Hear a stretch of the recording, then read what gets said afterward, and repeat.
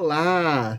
aqui é o Luiz do Monstros e Aventuras e sejam bem-vindos, fãs de ficção científica, terror e monstros. Hoje vamos falar do filme, sem spoilers, Star Crystal, que veio para o Brasil com o infeliz nome de Gar, o Pequeno Homem do Espaço, né? O filme cujo cartaz original, já mostrando as curiosidades, é uma coisa que parece um filme bem sombrio, aterrorizador, etc, né? Então temos um título brasileiro que é aquela coisa bem suave, quase sessão da tarde, e o interessante é que o filme ele consegue alternar entre esses dois aspectos, meio de filme de exploração cósmica e filme de horror espacial. Então venham comigo nessa jornada e coloque aqui embaixo os filmes de aventura espacial e terror no espaço que vocês já assistiram, galera. Pois bem, retornando, qual é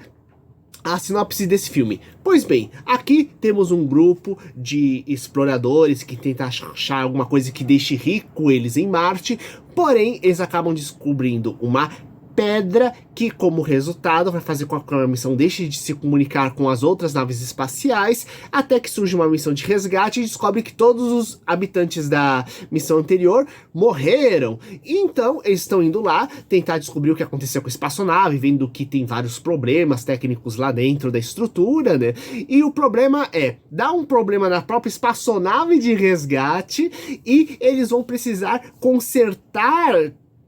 a espaçonave anterior dos mineradores para conseguir pegar e voltar para casa. Só que, porém, temos a descoberta deles, que é justamente essa rocha, onde temos justamente a criatura espacial que vai caçando e matando os membros da nave. Uma coisa que a gente pode pensar no início que é uma simples cópia de Alien, o oitavo passageiro. Mas a coisa é um pouquinho mais interessante, galera. Então, apesar de ser um filme de baixo orçamento, meio trash, que dá umas emperradinhas na história, ele vai dando umas alguns picos de elementos interessantes que vai mantendo a gente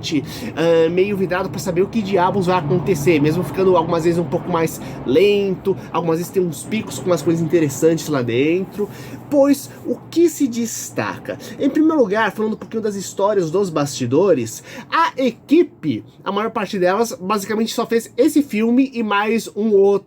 aqui e ali, sendo que esse filme é o principal da filmografia de uma parte significativa do elenco, sendo que um outro que eles fizeram 2 anos depois é um filme de ação chamado Confronto Real. Inclusive, se vocês já assistiram esse filme Confronto Real aí de 88, coloque aqui embaixo para falar se o filme é bom ou não para assistir, galera. Além disso, o escritor desse filme já escreveu vários outros filmes trash, sendo que um deles foi em 93, chamado Sandman. É um escritor chamado Eric Woster, e esse Sandman não tem nada a ver com Sandman do Neil Gaiman, sendo que o próprio termo se refere a uma entidade do folclore norte-americano, né? Então que tem várias interpretações, versões lá no meio, tipo o Bicho-Papão, o Nove Homem das Neves, por aí vai. E o que acontece? É um filme de Casa Mal-Assombrada, só que quando ele foi lançado no Brasil, esse filme, a versão brasileira, a equipe que fez o lançamento do VHS, da fita brasileira, pegou e criou com um monte de informação falsa na capa, como se fosse a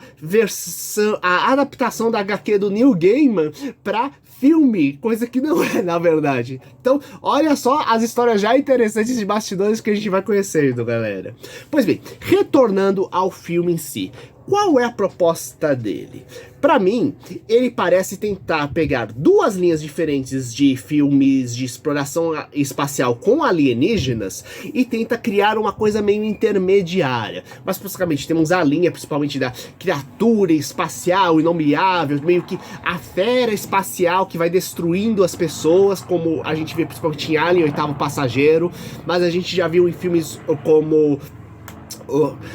o Planeta Proibido, um clássico italiano de terror, ou também no clássico O Planeta dos Vampiros, eu inverti. Planeta dos Vampiros é o italiano, Planeta Proibido é um americano também de aventura espacial, também com a coisa da criatura monstruosa que vai atacando secretamente, né? Então, já temos toda essa linha que segue até o Alien, e temos a outra, que é meio linha do Spielberg, com ET, o extraterrestre, dos aliens com uma coisa mais fascinante, amigável, no qual teríamos depois O Milagre Veio do Espaço, ou o filme Cocum. Se assistiram algum desses, coloque aqui embaixo, né? Ou a questão do desconhecido como a fonte do maravilhoso, do sublime. E o filme, ele tenta alternar entre os dois, né? Mostrando justamente como o espaço sideral e mesmo a questão do o desconhecido, aquele que a gente não sabe direito o que é, né? Na verdade, ele pode ser tanto maravilhoso quanto terrível, dependendo de como a gente vai em direção a ele, de como a gente interage com ele, na verdade. E é engraçado como, para mostrar bem isso, na verdade não é simplesmente uma criatura, mas temos duas entidades diferentes que interagem entre si, que é justamente o cristal estelar do título e a criatura em si, que é uma entidade meio monstro de gosma, com os tons meio monstro de lesma, é até que bem feitio, diga-se de passagem, e os dois interagem, existe uma união entre as duas estruturas, gerando inclusive certos poderes eletromagnéticos, o que inclusive justifica também a questão da espaçonave, das alterações que ela dá, né? Então, descobrir o que é esse alienígena para tentar sobreviver é uma coisa fundamental dentro da história, e a partir da meia hora final de filme a gente vai descobrindo todos os detalhes relacionados ao Alien, a ponto de que aquilo que parece que vai arrumar para uma coisa meio Ripley versus Alien, na verdade acaba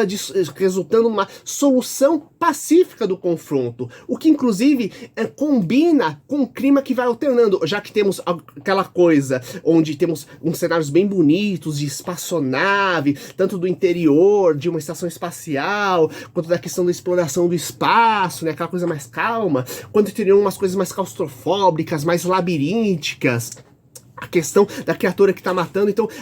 como ele vai alternando entre esses dois temas, dá pra ver que ele tenta realizar essa coisa de você conciliar duas coisas, acaba indo mesmo no próprio final do filme, de você tentar achar um meio de você conciliar coisas diferentes pra você conseguir resolver o problema. O que eu acho bem legal, já que ajuda a sair daqueles finais convencionais e que tem toda uma lógica, como eu falei, que já vai dando uns sinais no meio do filme de que as coisas vão acontecer. Tem até um trecho bem interessante que eu não vou comentar exatamente qual é, pra não dar spoiler pra vocês, inclusive o filme tá completo direitinho pra vocês no YouTube, onde o ET, ele acaba dando uma olhada em alguns versículos bíblicos específicos. E quando vocês verem quais versículos são esses, e a criatura desenvolvendo inteligência, vocês vão entender realmente qual é a ideia geral do filme, de realmente você aprender a entender ideias diferentes para você conseguir pegar e achar um processo, uma solução. Lembrando que esse filme é de 1986, então a gente não tem a gente já tem aqueles mega clássicos do começo dos anos 80 relacionados com aventura espacial, só que, inclusive, período pós-Star Wars, etc, né? Mas também a gente tem que lembrar que quem fez com que filmes de aventura espacial no cinema deixassem de ser uma coisa de baixo orçamento, uma aventura que os críticos mal ligavam na época, foi o filme 2001, Uma Odisseia no Espaço, de 1970. Tanto que, a partir do sucesso dele e do 2001, Uma Odisseia no Espaço, foi que abriu espaço para outros filmes espaciais começarem a aparecer com orçamento e dedicação e capricho maior, mostrando que podia ser uma coisa mais elaborada, como o próprio Star Wars, diga-se de passagem, e você acaba tendo um pouquinho de toque justamente desse 2001, já que em 2001, Uma Odisseia no Espaço, a gente tem a questão de uma presença alienígena que está sendo pesquisada, né? Mas que existe muito mais a questão de o homem lidando com a questão do espaço, com a questão do desconhecido, e como a mente humana e as ferramentas da humanidade não sabem lidar direito com as coisas que existem alheias à nossa existência, né? E como isso pode propiciar momentos tanto de maravilhamento como de terror. como a gente pega e acaba tendo um ramo da ficção espacial que acaba sendo só explorado de vez em quando, né? Então, o Gore, o Pequeno Homem do Espaço, né, como veio no Brasil, ou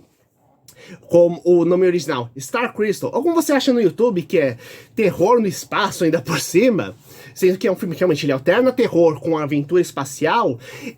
ele tenta pegar e realmente recuperar um pouquinho desse material original para criar uma coisa própria. E talvez essa seja uma das coisas mais interessantes justamente desses filmes B, desses filmes considerados trash, que como eles não precisam de um público muito grande para conseguir pegar e retornar o orçamento, eles conseguem explorar umas ideias diferentes,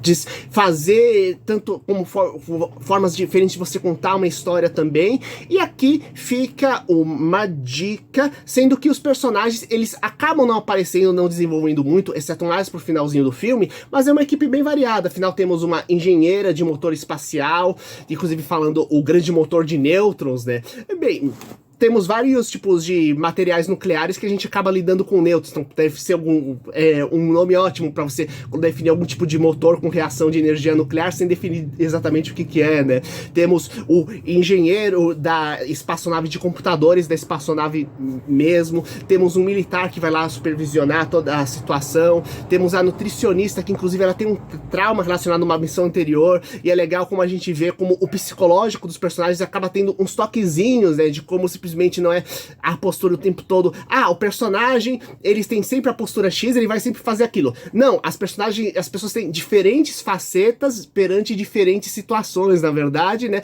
E existe uma coerência própria, já que, por exemplo, o militar é brincalhão, só que ele é um militar. Então, assim que dá algum problema, ele assume a forma, quando ele realmente vê que é um problema sério mesmo, ele vai lá pegar e caçar as criaturas. E existe